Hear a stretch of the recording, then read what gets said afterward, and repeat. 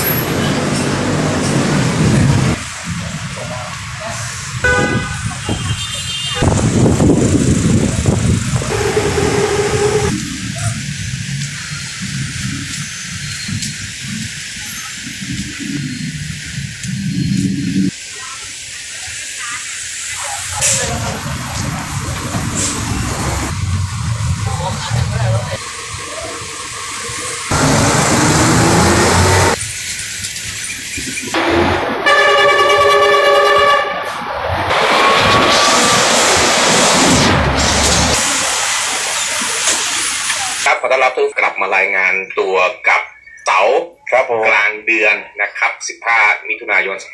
2567นะครับพอดีอยู่ได้ดูไหมได้ดูครับเฮ้ยแต่คุณตาแป๋วมากเลยนะผมบอมพีคนะบอมพีกอะอ๋อผมจะเทียบกับใครไม่ได้ในสนามไม่ได้เลยยังไงผมว่าจะเป็นนอยช่วงแบบก่อนหน้านี้